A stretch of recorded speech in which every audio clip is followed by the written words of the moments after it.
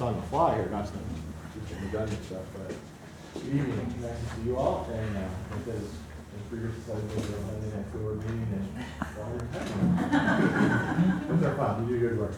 I've worked with about 50 different school board members over the past 20-some years, and only one of those people, one of those leaders, has served continuously for 24 years on the school board, which has been called a remarkable achievement of community service for Caren Diedrich. So, we look for that. Caren served her first term in 1998, which was the same year we moved to Prairie.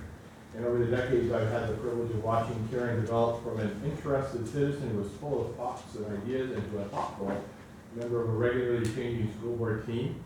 It was a team that governed huge changes as the district and the community transformed a small town with about 4,000 students back then, and very deep ingrained traditions, and into a small city with over 8,000 rapidly diversifying students in a district that leads the state in many ways and continues to do so. So that's an amazing experience to see how boards change and govern through that, and even the voice of continuity through those changes. There have been many significant board members on this journey, not just Caren, but Caren has been the only member who served continuously through that journey. Caren, by vocation, was an accountant, and she always had a great interest in the financial side of things. But one thing I appreciated her is she's not focused solely on the dollars and the cents. She always sought to make sense of things by asking questions and learning about district macro finances. For this reason, she became besties with Phil, as you heard, who can finance better than anybody I've ever come across in this state. Anyway, didn't know that you were a mother figure to him, but I knew you were close, so that's great. But like any contributing board member, you didn't limit yourself to just one single interest. That's always important. You always sought to understand the needs of schools and children to make learning better. So some way back examples is early on you were involved in the move to full-day kindergarten. Didn't exist. How do you get to no full-day kindergarten to full-day kindergarten? A massive multi-year process, and all of that 4-year-old kindergarten didn't exist back in the day. How do you get to that? And all those things were part of the journey. And did Caren ask the money questions? Absolutely. How's it going to cost? Where is it going to fund it from?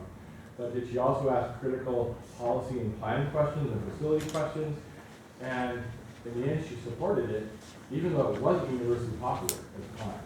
It was kind of a hard sell for the community to go full-day kindergarten and 4-year-old.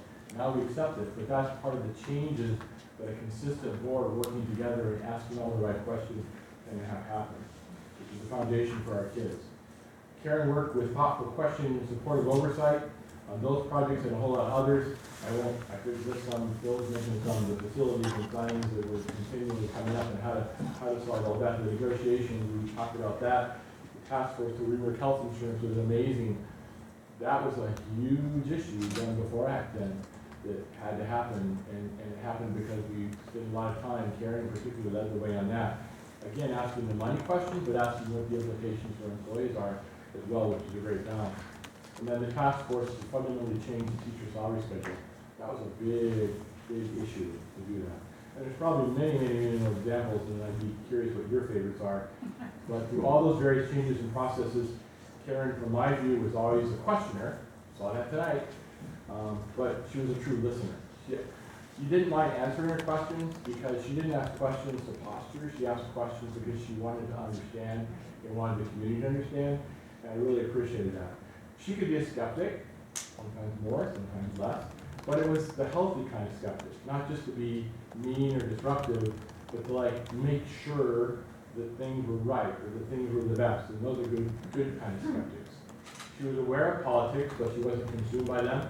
And from time to time, she had to demonstrate moral courage to take unpopular stands, which is a vital quality for us if we're going to change in a world that school districts don't really like to change that much to do that. In my experience, she was a person who frequently sought, as the old saying goes, to light one candle rather than curse the darkness, or me, although that did happen on occasion. But she also called me sometimes and said, "You're working too much, go home, spend time with your family." So we had a nice balance for that way. I was going to tell a story. I didn't realize you used this more than one time in my career, but I'll tell this story.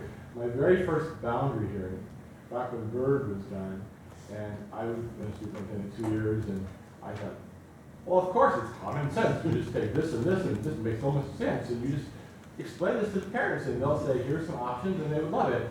Well, of course, having now the experience of being down here hearing, I was being reamed out royally because who was I, what are we doing, and we don't want to go to the new school, we don't want to change our school, blah, blah, blah. So that was a learning experience for me.